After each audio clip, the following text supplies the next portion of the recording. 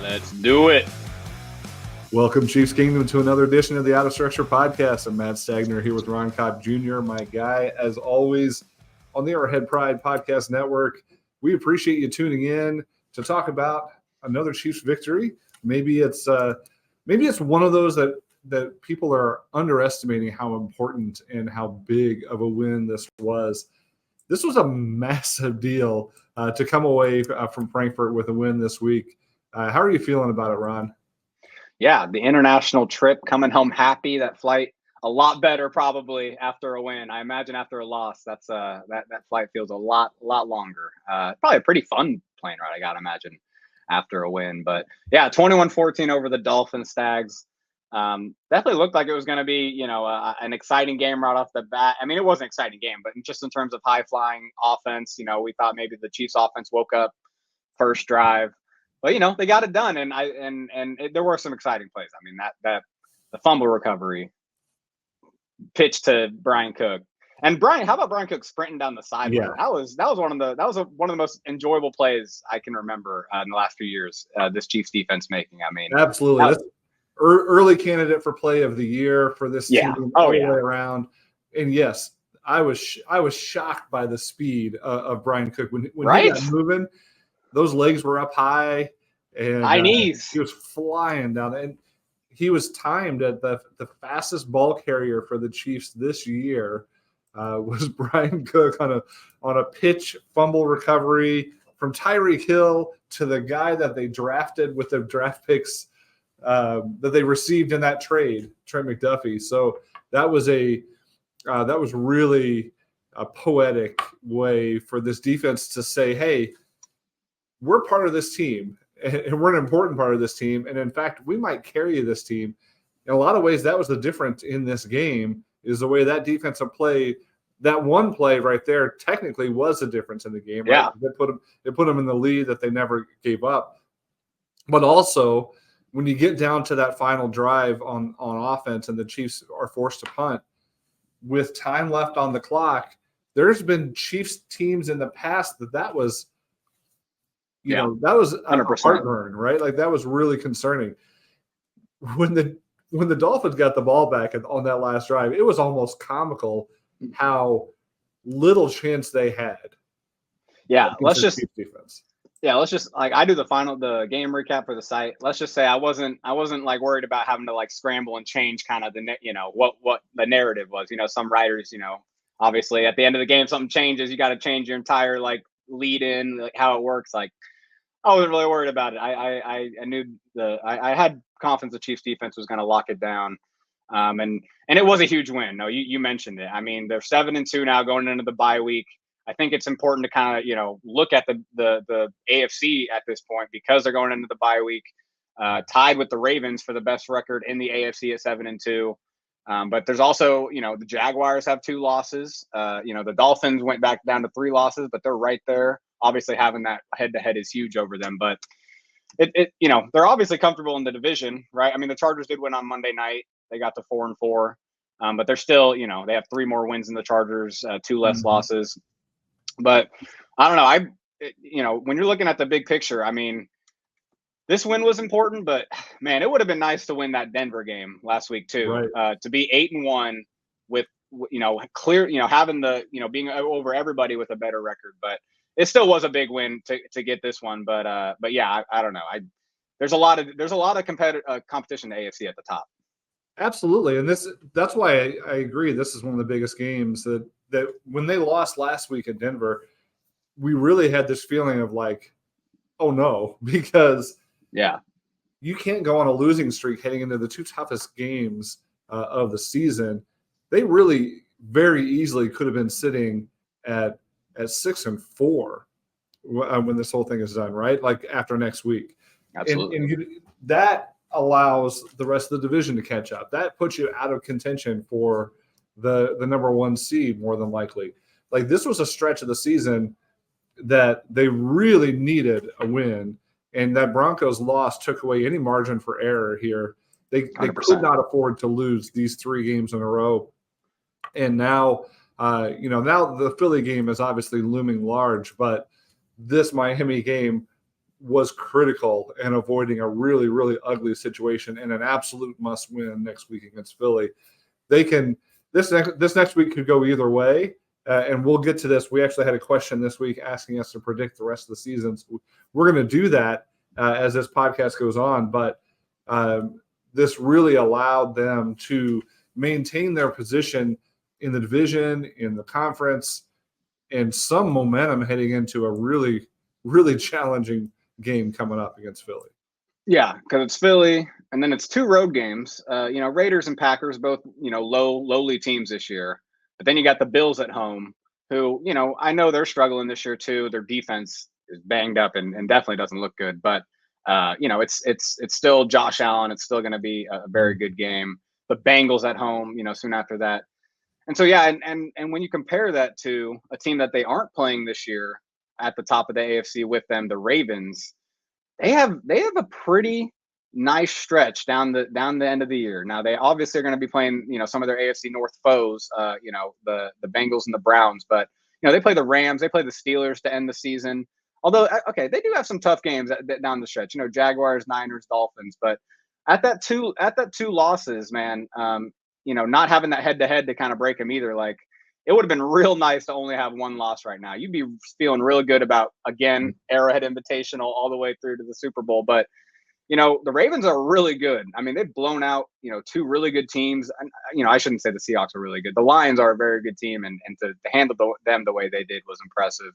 It's going to be tough to for Baltimore to kind of take, like, they're going to be winning some games. And so the Chiefs are going to have to keep winning too. And Jacksonville's going to keep winning too. They're the ones kind of with maybe a lighter schedule down the stretch. They're playing the NFC South teams. They're playing, Houston Texans obviously have looked good this year, but still, kind of a beatable team. The Titans twice they still get to play.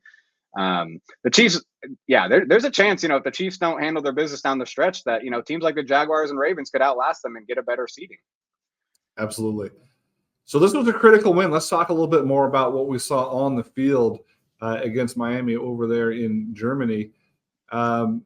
What are some of the things that you took away from the game as you did the instant breakdown? So let's start with the play calling.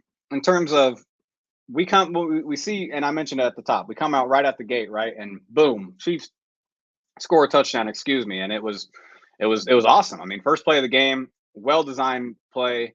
You're going to fake the rollout right, or you're going to, fake the rollout right. He is rolling out right, but he's throwing back to his left up the seam. It's actually MVS. He's going to start on the right side of the formation. He's going to act like he's blocking, and then he's going to kind of leak out late. So it was a design play. Andy loves to do that. He's actually done it.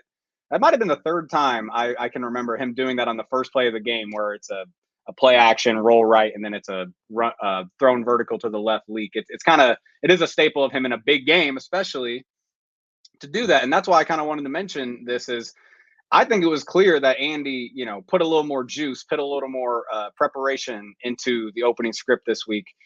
And John Dixon, actually, our great deputy editor at the site, at the editor's show too, he mentioned this on the show, and I wanted to kind of build off his point. He was mentioning, like, hey, the opening script, a lot of times isn't even meant to, like, score a touchdown. It's meant to set up the rest of the game, right? It's meant to, hey, how's the defense going to react to this formation? How's the defense going to react when we do this? You see that a lot of times with the Chiefs when they just, and a lot of times it's easy to see because they just run inside zone RPO, right off the bat, just a basic look, first down. They're just trying to see how they're going to react to it.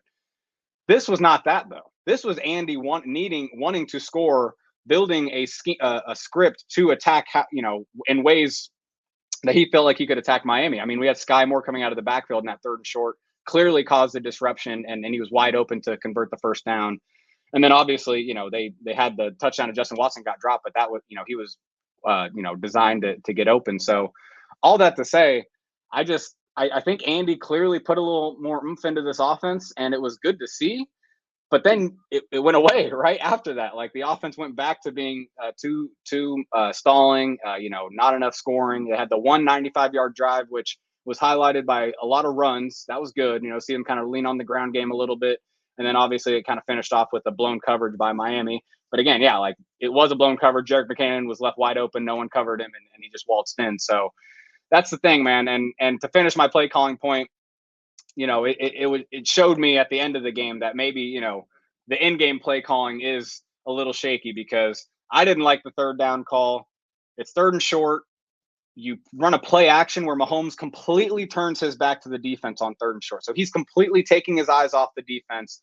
He no longer can see, what defense, how they're reacting, if they're crashing or what. And then he has to quickly turn back around and find the open receiver. And they took it away. Like, it was a good play on the defense. But to me, like, that is just kind of, he either, and I kind of mentioned this in my article, but you either overthought it or underthought it. I don't know which one, but I just really don't like that play call in that situation. Either, trust your guys to get it on the ground, or give Mahomes the ability to read the defense the entire time. Don't make him turn his back to the defense in a play where everyone's going to be going quick. So that's where I'm going to hand it back to you and ask you how you felt the offense played, because I really like what I saw from the opening script, but man, I think there's just something about the in-game flow that they just cannot get into.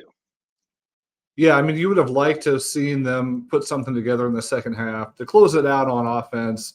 Again, I was very impressed with how the defense closed it out, but the offense really floundered, and it wasn't. To me, it's a little bit hard to put your finger on exactly why. Mm-hmm. Yeah, I mean, I think there's still some of that inefficiency from the wide receivers that we call out. There were some issues on the offensive line this week, and I think you pointed some of those out. I'd like to hear a little bit more about that. For me, it was a little frustrating to watch in the second half. You still felt like they had control of this game, and I think they probably did take their foot off the gas, or maybe take their eye off the ball a little bit when it comes to, if we're going to use multiple analogies there, they focused a little bit less in the second half, or executed a little bit more poorly in the second half. So I don't know if it was play calling or execution, if it was offensive line or just missed opportunities, but they certainly have some of the same problems that they've had all season that came up in that second half that they'll still have to figure out at some point. Otherwise, the defense is going to have to carry them all season. No, it's a good point about the offensive line, because I don't want to necessarily say, like the entire reason the offense was stalling was the play calling. I shouldn't have framed it that way. It's just, I do think the play calling needs to be more emphasized, more focused, to help out the talent on the offense. And I think, the offensive line is included in that. We've been joking in our group chats, like, we haven't really had to think about like how good the offensive line, especially the interior, I should say, the interior offensive line is playing, right? Like, hey, we know Trey Smith, Creed Humphrey, and Joe Thuney are the best in football. Why do we need to truly like tune into how well they're playing? But when you really take a closer look at it, man, I do think Thuney is starting to maybe show some age in terms of not he's never been an overwhelming player, right? But he's never been a player that ever, he holds his own, right? Like, and that's why he's been so good throughout his career. But maybe he's just not holding his own as much in terms of just in an individual rep, and maybe getting, kind of moved around a little more, because he is a smaller offensive lineman. I mean, I just think, Creed may not be playing the best. I still think Trey Smith is playing some good football. But I do think they're just struggling, Stags, especially on pass downs. Is it communication? Is it just, not getting their eyes around? But, these stunts, these pass rushes that teams are running at them, where the inside rusher will, run at the inside shoulder of the offensive tackle, and the edge rusher will kind of loop around and into the inside. Good offensive line should be able to pick those up. And it just seems like the Chiefs are just not doing it. And, some of the blame, sometimes on an individual play could be on Mahomes. There's times where Mahomes moves into the looper, and that is true. Like, there's no doubt about it. Mahomes could definitely set up his lineman more. But at the same time, you're still seeing some of that, and that's just not a good sign. And that is on top of the offensive tackles really needing help. Especially, I shouldn't say both. I think Donovan Smith needs more help than Jawan Taylor in pass protection, but he does. And we haven't even seen the best of the pass rushers they're going to get. So, I do think over the bye week, I think the offensive line needs to look themselves in the mirror. It's supposed to be one of the best in the league. I don't think they're playing like it right now. And so I don't know. That's not necessarily something you can change schematically, right? I think that is more of an attitude mentality thing. And I think the scheme should help them more, but like, this offensive line themselves just need to play better. Yeah, we did have high expectations for this group, and maybe some of it you would think early in the season could be these guys are learning to play together. There's 2 new tackles in the same off season. That does change things. They're different style, different, and obviously you went through all the stuff with Jawan Taylor early on in the season when it comes to penalties, right, and really in maybe a lack of confidence in his alignment and his get off, and all of that stuff was called into question. That seems to have calmed down a little bit, but there's still too many penalties on the offensive line. Donovan Smith had a couple this week on the same drive. Those are things that can really kill you. And yeah, when it comes to picking up stunts, that communication across the line, that ability to step in there and work together seamlessly, it should be coming together by now. And it almost feels like defenses maybe have seen something in this offensive line, and they're starting to exploit it a little bit more than they did early in the season. Mahomes generally covers up a lot of that stuff, right? Like he takes less sacks than just about anybody else. Yeah. He might still be the least sacked quarterback in the NFL or close to it. Had 2 sacks this week, but there's, one of those was that fumble. There's been a lot of plays where he helps out the offensive line and avoids a sack. And maybe in that vein, we tend to overlook some plays that weren't blocked up very well. Right. Exactly. No, I think that is the right point to make, because I do think sometimes he runs into, he kind of, the way he moves does maybe sometimes allow the rusher to take a different angle. And then it looks like, okay, well, he just beat the offensive lineman, when maybe, where Mahomes is, it just kind of, worked out that way. But on the flip side, there are a lot of times where, Mahomes, completely makes us forget that Donovan Smith just got beat bad, or overcomes the fact that, Trey Smith just got. So yeah, I do think the offensive line in general could play better. But I think that needs to be married with just more focused play calling, more intentional play calling. Andy loves to kind of just run his stuff and kind of beat you with it. But I think if they want to have the Arrowhead Invitational, like I said, if they want to go through the AFC, if they want the AFC to go through Arrowhead, they don't have any margin for error the rest of the season, so they will have to step it up in terms of the play calling. Yeah, and when it comes to running the ball, I mean, you saw Pacheco. I think Pacheco's been pretty good this season. Mm-hmm. And I don't know that the numbers bear that out as much, but when you watch him play, he's still finding extra yards. He's still running with a tremendous amount of energy and enthusiasm, but he's also still not getting a huge amount of carries, 16 carries this week.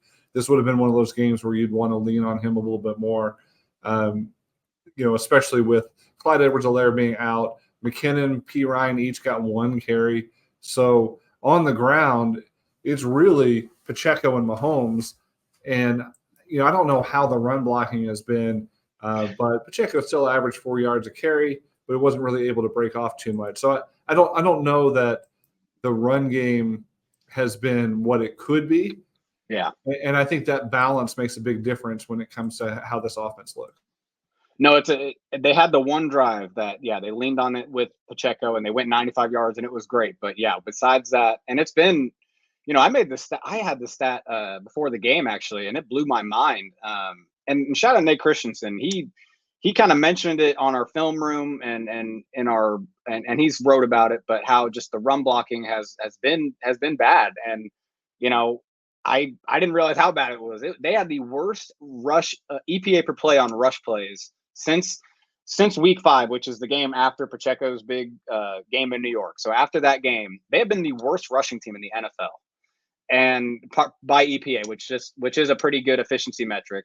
I use it the most. So it is something that it's not just one thing or the other. I think a lot of things factor into it, obviously, because I do think Pacheco has taken a step in some ways, but he still doesn't have the lateral, movement skills that, it does require in a lot of zone blocking schemes to really get the most out of him. You really do need to be able to go, completely horizontally very quickly. And he's very rigid in that sense. He's gotten much better at being patient, letting things open up for him, taking the right lanes, not misreading things and hitting it when it's there. And that's what he's good at. But I think Jerick McKinnon maybe isn't the change of pace back that he has been the last couple of years. He doesn't have the same kind of step and on the zone runs. I think he's still a very valuable back on pass downs, but specifically when he's getting handoffs, I think they need to. And obviously the answer isn't 25 behind him, but yeah, they need a little more juice from one of the backs, and I don't know where it's coming from, unfortunately. Yeah, maybe some of that is play calling as well. I mean, if exactly. Maybe you deviate a little bit more from those zone plays if that's not his strength. Yeah, right. You know? And when they've done that, I feel like they've been pretty successful. So we'll get to also, as we close this thing out in the second half of this, we're going to talk a little bit about our suggestions for the second half of the season. Clearly, the Chiefs care a lot about what we think, and our opinion is probably going to mold what happens in the second half of this season. And so we're going to make sure that we get that out there so Andy Reid and company can take a look at what we think should happen and make sure that it does happen. Well, what, winners, losers? Should we go over your winners, losers? Because I mean, we haven't talked about the defense yet. I mean, that's really bad, Stag. That's real bad on us. No, the defense. We talked about the best. Could have all been in the winners category this week, and it really was a defensive victory this week. Again, especially with that one big play, that's going to be the highlight reel. We're going to be watching that thing for years. That touchdown return, but that again was forced by Trent McDuffie. That featured three of the Chiefs' defensive backs all working together in a way that was pretty cool to watch. McDuffie, Edwards, and Cook. All three handle the ball on that particular play. So I think you got a great performance, not just on that play, but across the board from the secondary. Trent McDuffie has been just phenomenal against the run, against the pass, everything. Blitzing. Like there's nothing that guy can't do. I think he's putting together what should be an all-pro, Pro Bowl type performance on this season, which is pretty cool to see for the second-year player. No, it really is, man. I mentioned it on Twitter, but I cannot remember someone being this productive at forcing fumbles by just being a fundamentally clean tackler. He's just putting his helmet on the ball. That's all he's doing. And that's I know his fourth of the season. And that leads the league. I think. Actually, let me check while we're talking. But no, he kind of got his arm in there a little bit, but this dude just form tackles so hard, so well, and the ball just has popped out every time. It's amazing, and it's something that I really thought we were just going to get a blue chip cover guy, and he was just going to be, oh, hey, he's got some salt. He's a solid tackler. Okay, that's good. The more time goes on, the more it's become clear that Trent McDuffie is just one of the best playmakers at cornerback in the NFL. I mean, it's just amazing to see him progress in that sense. And it is different when he hits a running back or a receiver. Exactly. On the screen, it hits different. He moves different. He closes, and the form on his tackles and the power that he hits with for his size is pretty fun to watch. Right. He's he hits like L'Jarius Sneed, and he's 20 pounds lighter probably. Okay, he does lead the NFL all players in forced fumbles. He is tied with two other players, Stags. He is tied with Myles Garrett and Bradley Chubb, edge rushers. Those are the only other players that have forced as many fumbles this year as Trent McDuffie. This dude is Peanut Tillman with his helmet. He's not punching it out. It's not the peanut punch. It's the McDuffie headbutt. That's terrible. Yeah, whatever it is, we'll take it. The McDuffie Dome. Boom. Hey, we can actually just jump to Jake Wilson's question. Which defensive back contribution to that one play was most impressive? McDuffie, Edwards, or Cook? Who were you most impressed by on that one play? Honestly, give me Edwards. The heads up to make that play turn into a touchdown. I mean, I know it's probably been said, by everybody, but I mean, it's not like the Chiefs' offense was guaranteed to score there if they just got the ball back. And I mean, that was the game deciding touchdown, as you mentioned. So I'm going to give it to Edwards, being heads up, being that honey badger light. That's how I put it on Twitter right after. Cause for my draft nerds out there listening, I know y'all remember, he definitely got those comps as a draft prospect. And that's why he wears 32. He's a big fan of his. And, when he was in college, he wore 32. And so it's just kind of interesting. Now he's on the former, Tyron's former team, and he's looking like Honey Badger out there with some of these plays he's making, just being a ball hawk. I have to give it to Brian Cook. I did not see that coming, the way he ran down the field. The speed that he hit with that, when he hit that extra gear, he erased two really good angles that the Miami players had. It looked like they could have easily closed on him, and he just blew past them with the high legs and that was fun. So I hate to take anything away from McDuffie because he obviously made the play, held him up long enough to strip the ball on that one. That was no coincidence or accident on his part. But yeah, all three parts of that were awesome. But it wasn't just the defensive backs this week.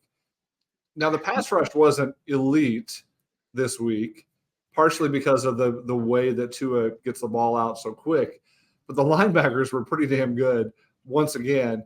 I gave Willie Gay the nod in the winners and losers list, but you could have put Drew Tranquill in there. You could have put Willie Gay. I mean, you could have Leo Chenal in there as well. Yeah. They all played really, really well. And for this group to be what it is at this point in the season, it is pretty incredible. Yeah, no, I highlighted the early down defense, the defense on first and second down for the site, because, obviously the big takeaway from this game was, Miami started 0 for 6 on third down and finished 3 for 12. And, they couldn't, obviously once they get in third down, Tua, he can't get in, he can't be in a design pass play. He has to just be a drop back quarterback, and that makes it easier. But obviously it's the third down, those third and longs are set up by being very stout up front on first and second down. And you saw, first of all, Leo Chenal, Drew Tranquill just flying to the edges on outside runs. Willie, obviously, too. Willie had the biggest run stop at the 6-yard loss on the second to last drive, where it actually ended up making them punt. So instead of getting a field goal there, potentially. But yeah, Drew was fine. But, on those outside runs, I highlighted the fact that, you saw L'Jarius and Trent McDuffie really be physical with those lead blocks coming out and getting under them and making them turn back inside. The whole thing with getting Raheem Mostert to the sideline is if he does get able to turn that corner, you might get in trouble. And they were not able to they were forcing him back inside where Tranquill's flying and just slams him to the ground, and Leo's flying in, and like they're turning him right back into that. Like that's the corners, allowing those tackles to happen. So it was a great game from the linebackers and just the defensive line getting out there too. I think Charles Omeni, who made a great play on one outside run where he just shoved the tackle back 3 yards, forced Mostert to bounce further, and eventually made the tackle at the line of scrimmage. So, having him, that long body on early downs is going to be tough for run plays to his side. The third down defense was probably the highlight of the defensive game, but I really feel like it was set up by super impressive physicality from the early down D. Yeah, I saw on Twitter, Tony Holtzman Escareno said the Chiefs defense has allowed 3 yards per play on third down this season. Whew. That's the lowest total in the NFL since at least the year 2000. That's a remarkable stat. You get them into third and long and you allow 3 yards or less on average. Yeah, that's a pretty good formula for that defense. Yeah, that's amazing. And that's the thing is they just kept getting in. It was 3rd and 14, 3rd and 9, 3rd and 10. Like it was never a short third down. And if you give Spags 3rd and long all day, I mean, he is just going to go nuts. I mean, he had two different times he got a free blitzer because he just sent 4 guys on one side of the formation, and like you can't do anything about that. I mean, it's Spags is definitely in his bag, but I mean, you got to give credit to the individual players too for just flying around and making plays. Yep. Thomas Ramirez, who got the defensive MVP in Germany? Who you got for this week's defensive MVP? Yeah, I actually got to do it for the site right after the game. It was Trent McDuffie. Definitely. I mean, he had 10 tackles, I think. I might have to double check that, but he led the team, and I know he was the tackle leader for the game. And just like I mentioned, with him and Snead, we're doing very well at turning those outside runs inside. And then obviously the big forced fumble. McDuffie was the one who got the touchdown scored on him, right? He kind of, was out jump around. Yeah. He did get turned around, and there was a little bit of a nice subtle shove, like a good play by the receiver to kind of get him some separation. So it was just a good play by the offense all around. Yeah, sometimes that's going to happen, and that ball was thrown back in a direction that he didn't expect. So it's going to happen. I think McDuffie probably is the right answer there, but again, you can make a case for Jalen Watson. You can make a case for, Turk Morgan got a sack this week. I mean, there's contributions across the defense. So it's a little bit tough to put it on any one guy. I do think Willie Gay was right there. He had a forced fumble that was called back for a penalty. I'm sorry, a sack that was called back for a penalty, and a fumble that Miami recovered somehow. So he was still a big part of this defense, even if it didn't all hit the box score. Yeah, I know that forced fumble was in the fourth quarter. I mean, that could have been like a huge play. And on that same, I think it was that same drive later on is when he made the 6-yard loss on in the backfield. So shout out Willie. I feel like he is just so fun to watch against the run because he is just a missile at the ball. I mean, they all are right now. So it really is just, they're all fun to watch. So again, another thing I'm feeling from Twitter here that wasn't necessarily a question for us, but I'm going to use it as if it were. Daily Dale said, who here for a fact knew that the linebackers were going to be dogs this year? I got to say, I think we kind of knew.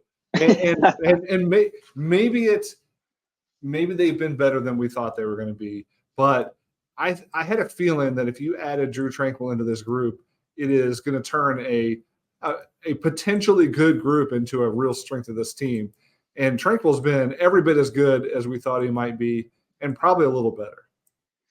Yeah, no, I think if anything, I think we got to give ourselves a pat on the back. I think everybody in a lot of people in Chiefs Kingdom should, because I think a lot of us saw that Drew Tranquill was a crazy good signing in free agency at that point, especially for what he can do as a pass coverage linebacker. That was kind of the one thing maybe that this group didn't necessarily have, was someone that was really comfortable, just playing in open space and picking up routes. And Willie, as athletic as he is, like, we're learning that, man, he is a forward downhill guy. Like he's still, not the most impressive dude once he has to backpedal and get kind of back in pass coverage. But no, I think we all knew that this was going to be a strength of the team.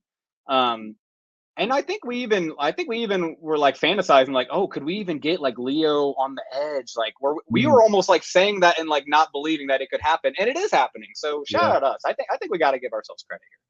Hey, it doesn't always work out as well as you think it's going to on paper, but I think that group absolutely has exceeded expectations and really been a strength of this team that we haven't seen in a lot of years. We've got a few more good questions here that I want to get to, along with our predictions for the season that we talked about for the rest of the season.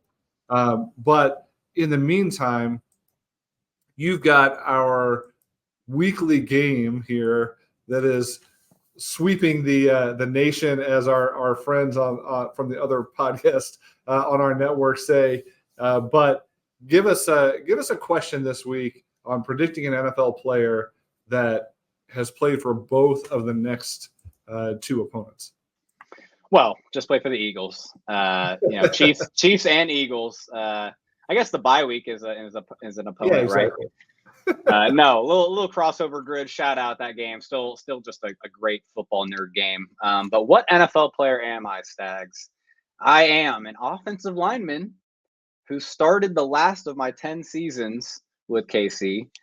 My stops also included places like Oakland and Pittsburgh. And I did end up a 2-time champ. Who am I, Stags? We'll get to that. And we're back on the Out of Structure podcast. Matt Stagner with Ron Kopp Jr. Thanks for sticking with us.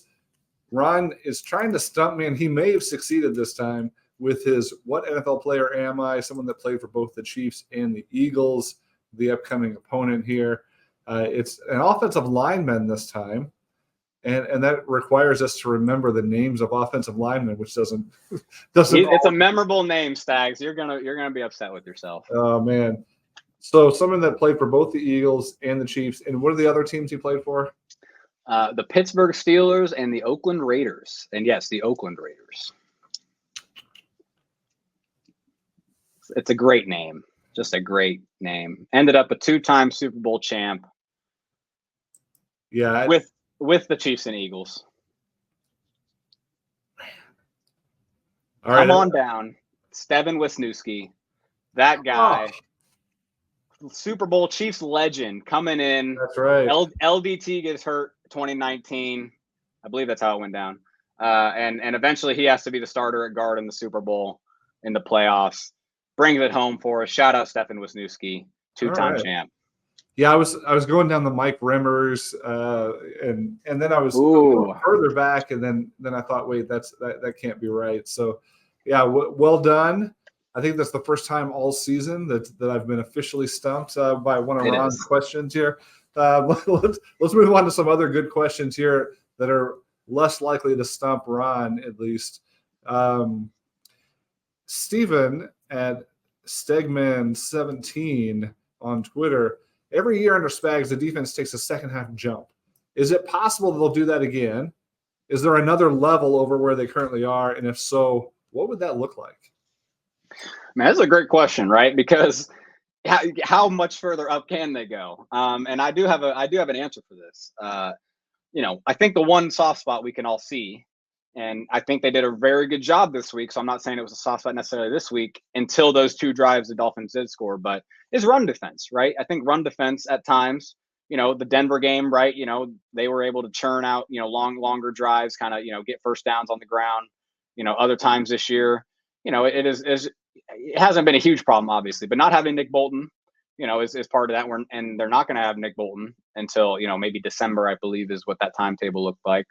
And so what would that look like to improve that? Well, I think one thing they can do is continue to kind of buy in or play into these 5-man fronts that you see from them on occasion.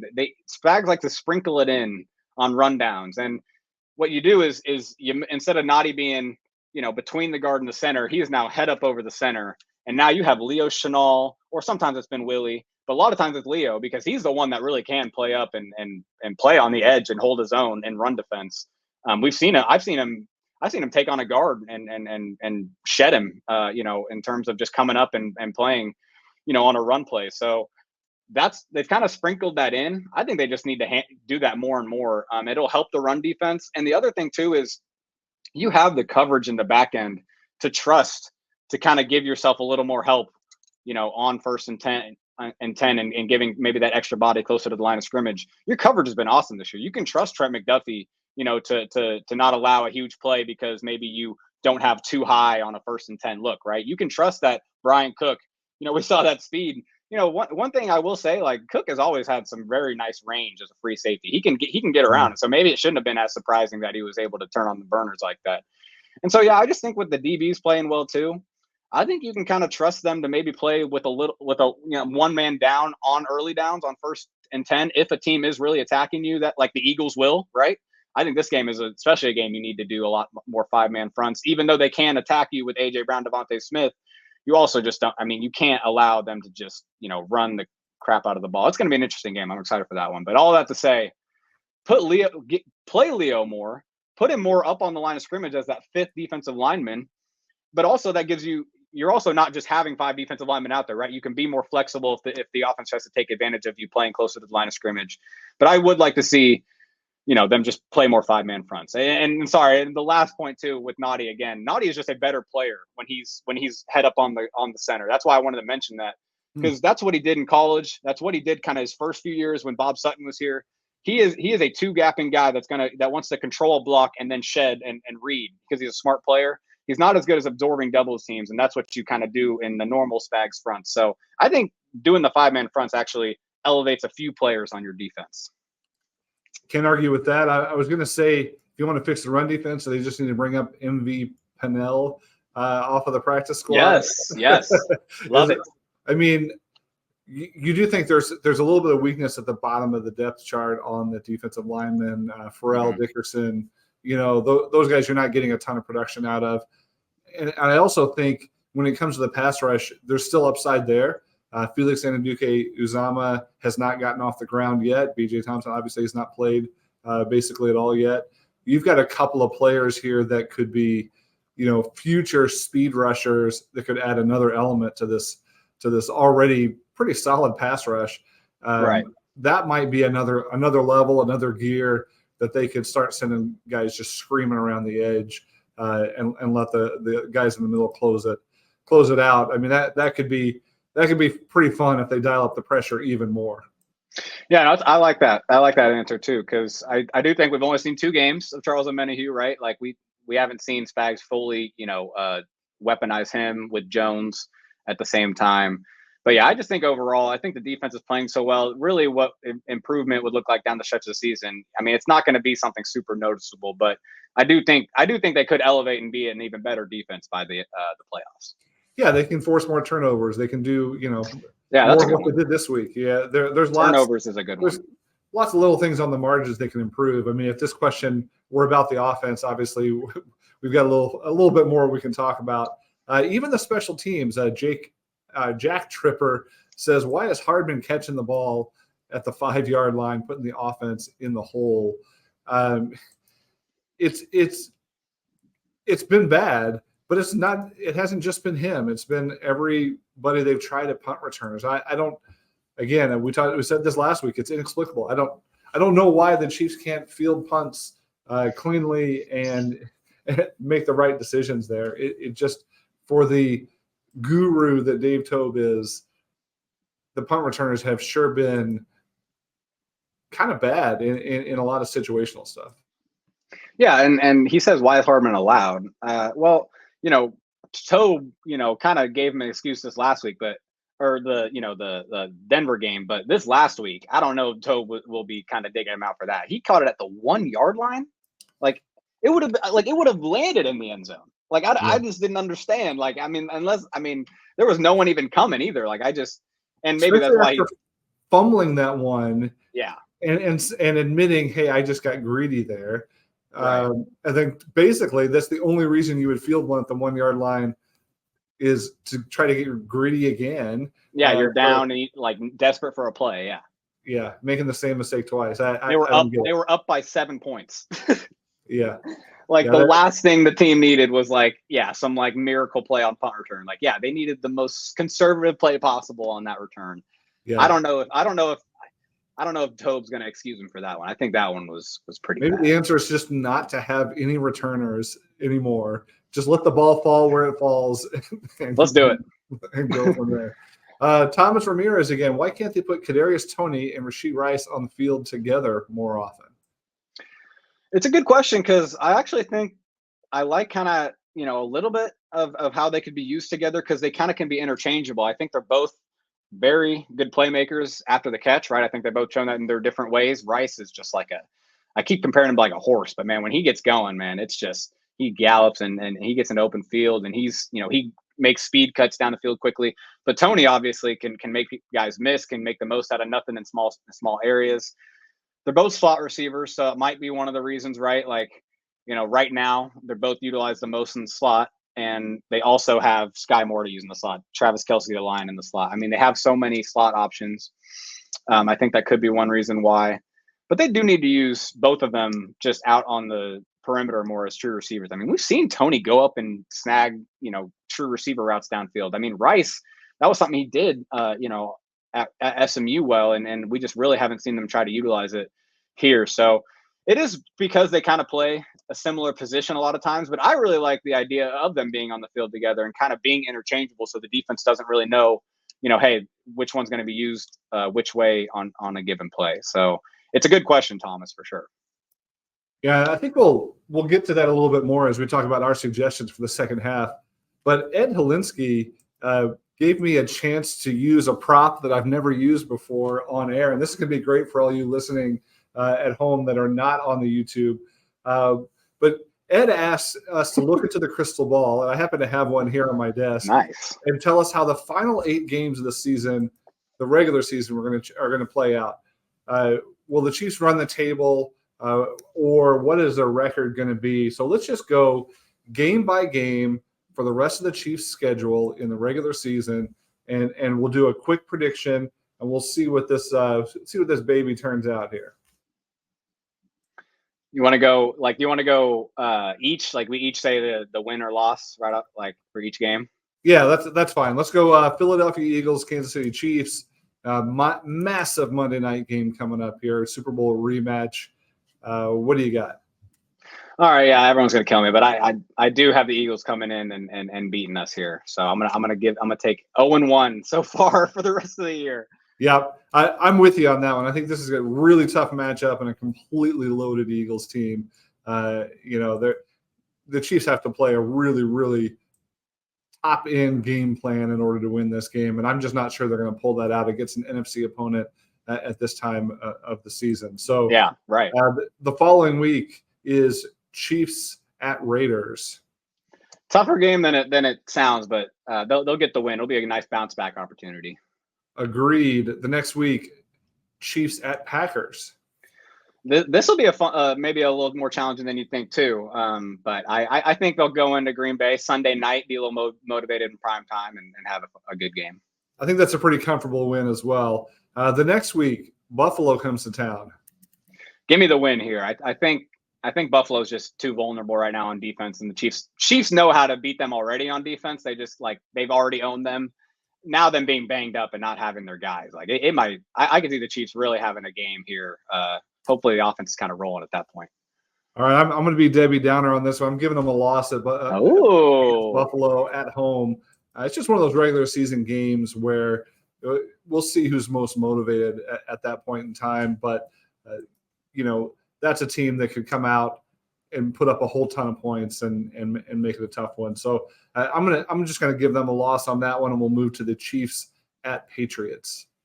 This is a win. I mean, I can't wait for this game for our defense against Mac Jones, or maybe if it's not Mac Jones, whoever that is. Yeah. I agree. Raiders at Chiefs on Christmas Day. Oh yeah, big win right here. This will be a fun one. Hopefully some snow. Yeah. So yeah, this is a win. How about the Bengals coming to town on New Year's Eve?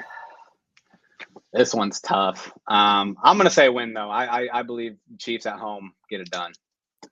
I've got them winning on this one as well, even though I think this is probably a tougher game than that Bills game. But it's closing out the season strong, getting to where they want to be in the division and the AFC. Although the Chiefs' January 7th game against the Chargers to close it out. What do you think? No, I could see the Chargers being, in the mix here, and even if the Chiefs need this win, I could definitely see the Chargers. I'm going to say the Chargers beat them here, desperation mode, trying to get into the postseason. I know the Chiefs, beat them pretty good the first time, but we know these teams are always very close each game, and I mean it wasn't as the Chargers were in that game more than it seemed because the Chiefs offense stalled in the second half. It's just the Chargers couldn't get anything going, but I do see the Chargers as a team that's going to threaten to make the playoffs late and kind of make a final push, but it's because they set themselves back so far in the first place, and it's because they're not that good a team. But it's still a division opponent. I hate it when we agree too much. I've got this one as a loss as well. Oh man, I thought I was going to get you on that. Yeah. So I think we both ended with a 12-5 record. Is that right?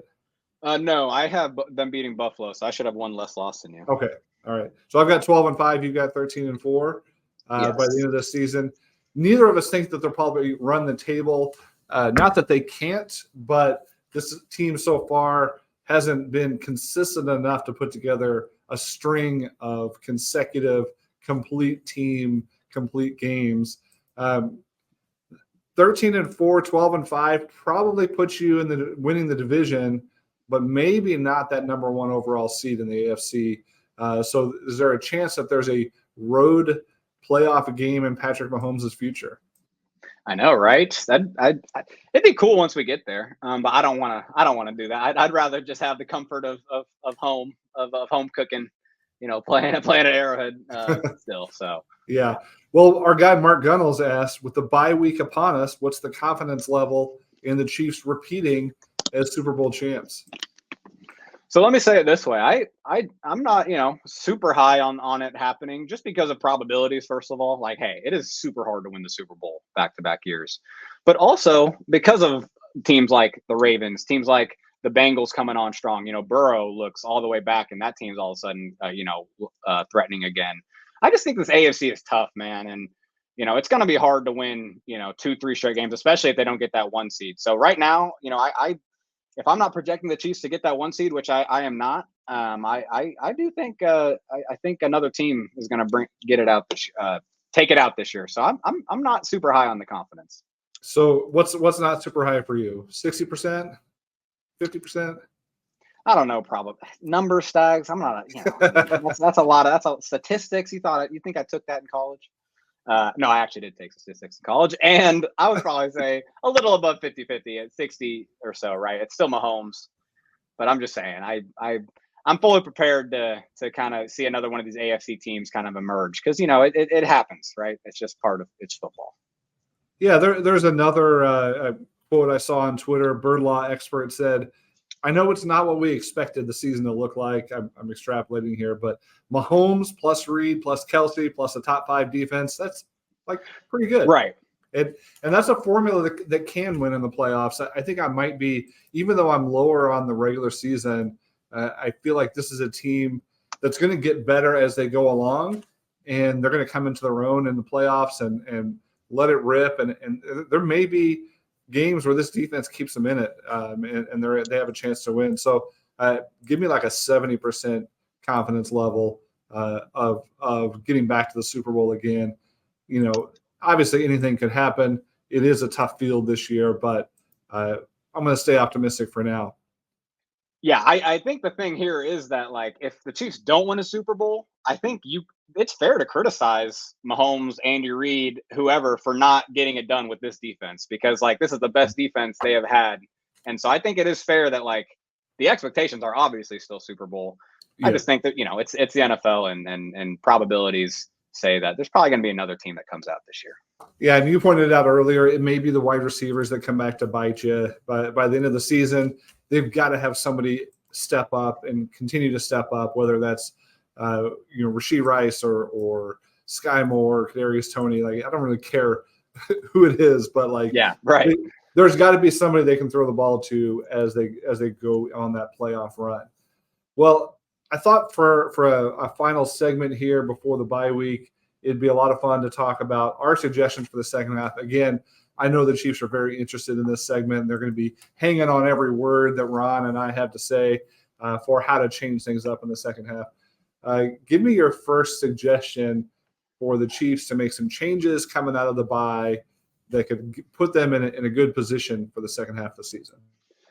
Yeah, I mean, the first thing, honestly, that comes to mind, and it's honestly the last 2 games have really solidified it. So it is a little recency bias, so he could bounce back. But I really feel like MVS needs to work down on the receiver lineup rotation, right? He needs to be way further down, in my opinion.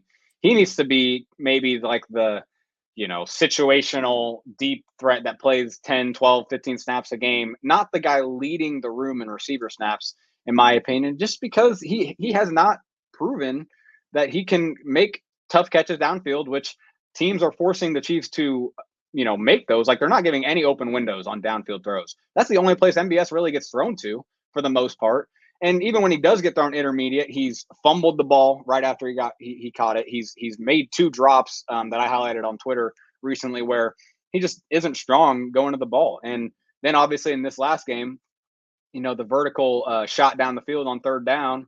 Hey, it was a good play by the corner, but you have to, like, go up and get it, dude. Like, you can't. He just had his hands laid out like there was no one there. Like, no one was in his way to, like, the ball was just going to magically go through the corners. Like, that kind of stuff drives me crazy as a downfield receiver. Like, yeah, the speed is nice, and like, he probably does like get to the right spots and stuff, but at some point, you have to go up and get it. And I just feel like he never does. And Justin Watson does. And Mahomes clearly likes throwing to him more. Justin Watson has had 13 deep targets this year. MVS has had 7. MVS has played 100 more snaps than Justin Watson. And the only time MVS has really had success down the field is when Justin Watson was hurt against the Chargers. So it's like at some point it just needs to be Justin Watson playing those MVS snaps and MVS needing to be kind of a, throwing whenever. All right. So I might take that same suggestion and just expand it and say, let's consolidate the wide receiver snaps and figure out who's your top 3 guys and really focus on getting them the ball a number of times every single game. This 1 or 2 targets a game for 7 different receivers is just not working out very well for them right now at all. Right. For whatever reason, whether it's those guys need volume, whether it's a comfort level, whether it's whatever, it is really coming to the point where they just don't have as deep a group, I think, as they thought they did, or maybe again it's just been them throwing stuff at the wall to see what sticks. But eventually you got to get down to where who's your core wide receivers, who do you focus on and feature in the wide receiver room. To me, you feature Rashee Rice, number 1. That's your wide receiver 1 of the wide receiver group. And then you figure out really intentional ways to get Kadarius Toney and Sky Moore involved in the way that they get involved. And again, like you said, maybe Justin Watson as well. But consolidating that wide receiver group and finding who's coming out of that, that's got to be job number 1 for the second half of the season. Yeah, no, I totally agree. Just the overall receiver room tightening up. I totally agree with that. I'll give you another one for the offense. It's kind of it's an underrated one, but one of the most underrated differences between last year and this year with the offense is how little they throw out of their heavier personnel sets, right? Last year they were by far the best team in the NFL and really just, made big plays and big moments with 13 personnel, 3 tight end sets and throwing big plays out of them to Jody Fortson, to Noah Gray, to Travis Kelce. This year, just the simple fact that Blake Bell is that 3rd tight end instead of Jody Fortson has just completely taken that off the table for them. He is just so slow. He's a great blocker, honestly. He really is. I mean, he's the fullback. He really is. But that's the thing. It is a fullback running that 3rd tight end instead of Jody Fortson, the former wide receiver who, has made great plays, in the limited time he was in the NFL. So, yeah, I think that's one big thing. So my suggestion would be just give your guys on the practice squad a little bit of a shot. Matt Bushman made some grabs in the preseason. Anybody else there? There's another guy, you could just give him a little shot. No, but to be serious though, Matt Bushman and Garrett Prince, who's my guy, but they were both brought into the NFL because they are receiving threats at the position, not because they're, blockers or anything. And yes, you might be sacrificing that on those plays, but it would just be nice to at least try it. Use one of your standard elevations, one game. And it could be the Packers Raiders, it doesn't have to be a big game, but just try and see if you can maybe get a little more open space going on those plays. And maybe, once we get into playoffs, it'll be a better wrinkle for them. And my boys, catching those Jody Fortson touchdowns. Not a bad suggestion. I will say Noah Grace looked better this week than I've seen him in a little bit. And I think he's somebody that they can continue to build around with some passing targets. But yeah, that 3rd tight end, it does feel like a kind of a black hole for the offense right now. All of our suggestions are going to be on the offense, frankly, or most of them. So let me deviate from that and say, how about on special teams? We just talked about a little bit ago. You've got to find some answers to clean up the special teams and have it be, a smart field position approach to the game that maybe give up on the idea of special teams touchdowns and let's just start playing smart and conservative on special teams when it comes to the return game. So I'm going to throw that out there again. Maybe it's no returner. Maybe it's put Justin Watson back out there and just let him fair catch every time. Whatever it takes, solidify the special team so that it's not costing them games just from the return game. Yeah, Justin Watson back there is a good option to me. Let's just do that. I don't mind it. I mean, he's as reliable as it gets at the position. You might as well put him at punt returner. Well, back to the offense real quick. I'm going to harp on this every single week until it's reality. This offense, other than Mahomes and Kelce, that aside, this offense should be centered around Pacheco and Rashee Rice. Isaiah Pacheco, Rashee Rice, that's the future of this offense. That's who you need to be building around. To me, that means put Pacheco in situations where he can win. Maybe it's more gap power stuff. Maybe it's less predictable stuff. Maybe it's getting him the ball as a receiver, which he's shown he can do in very limited opportunities. Whatever that is, screen game, there's all kinds of things you can do there. Get creative with Pacheco, find ways to get him the ball, and let him be the spark plug of this offense. And then make Rashee Rice your featured receiver, whether it's down the field, contested catches, run after catch. There's very specific strengths that he has that you can build around. And they're very complementary to what Travis Kelce does. So to me, build the offense around that trio: Kelce, Pacheco, Rice. Those are your guys. Everybody else is complementary. Yeah, I totally agree, because Pacheco, he is a workhorse back. He can take all of that work and still, be, running hard at the end of the game. So you might as well use that, man, because he's much better than, anyone else they're going to put back there at this point. Mm-hmm. And so, just don't even and I know you want to conserve him. I understand that. And yes, maybe it is, maybe I'm being, hey, there's 9 games to go into the playoffs and we do need Pacheco to be alive. We can't just run him into the ground. But it's not about the volume, like you said. It's about it's using him on better types of plays, like gap runs, like power counter. He's just so much better. And the offensive line is too. The offensive line is much better right now blocking those plays than zone run. And that's most offensive lines. I mean, because it's a easier, more direct play. But yeah, I love that suggestion. Would definitely want Rice and Pacheco to just get as many touches as the team allows them to get. Yeah, it's interesting because as we talked through all these things, that it just came to my mind as you just said. Are they saving a lot for the very end of the season, the stretch run, the playoffs?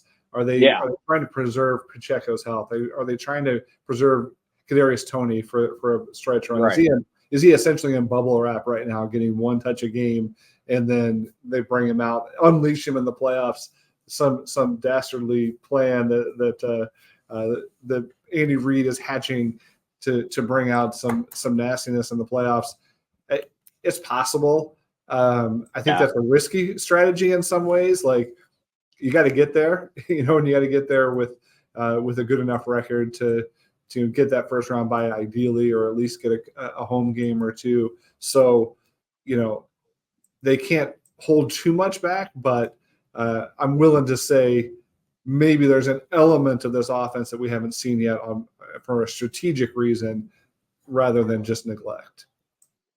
Yeah, no, exactly. I think that's a very fair case. It's something that, I used to kind of maybe brush off or not take as seriously, back in the Alex Smith days. I really thought, all right, guys, is he really saving stuff for the playoffs? He needs to win every game to make the playoffs. But it is, and he probably was doing it then too, because he's that smart of a coach, and he's been around. He was, been around that long. But especially when you've been, and where the Chiefs have been, where you have been to the Super Bowl as many times, and the AFC, they know how this goes. They know how to map this out, and they absolutely know that they have to save some stuff, that added wrinkle, because they've been running the same stuff for 5 years now. Defenses know this offense from its core, like the base of it, right? Now it's a matter of changing up the tendencies, changing up when, how, what you're calling. But at the base of it, this offense has been, being defended for 5-6 years now. And so you do have to be careful, kind of showing too many of your cards. So it's a good call. Well, all of that plays into your final suggestion, I think, which was around play calling. And I think we've touched on it with gap versus zone. We've touched on it with being creative about using your backs. We've touched on it with holding something back and really building towards the end of the season. But do you have another beef with the play calling you wanted to get them to sort out? No, we kind of have touched on it, that they do not need to be more strategic down the stretch with their play calling, not just, hey, let's just roll out what we got, like they typically do. And a lot of times it gets them to, the 10, 11, 12 wins that Andy averages every year in the NFL. But if they want to be the 1 seed this year, they're probably going to need 13, 14 wins. And I don't think they get there unless they have concerted play calling pretty much every big game, and a lot of times they do that down the stretch. But I don't know. Andy just has this tendency to kind of, again, I know what I run. I like what I run. I'm just going to run it. I don't really care how you run your defense. I'm just going to do my thing. Everyone, in the big games, you'll see him, adjust and make his offense kind of attack where the defense is most vulnerable. We need to see more of that in the regular season before the postseason if they want to be playing at Arrowhead all the way through the playoffs. Well, it's a great place to wrap up for this week, heading into the bye. I know we'll be on the beach next week as we talk, probably just like all the you will. No, we'll be back next week on the bye week to talk a little bit about some other predictions. I mean, we might even look back at what we did preseason from a prediction standpoint, see how it's played out so far this season. So definitely stick with us on the Out of Structure podcast every week. Rate, review, subscribe to the whole Arrowhead Pride podcast network, and definitely check out the site. Ron and team have put out a lot of good content on arrowheadpride.com. So we certainly appreciate you all listening, reading, hanging out with us today, and we'll talk to you again next week.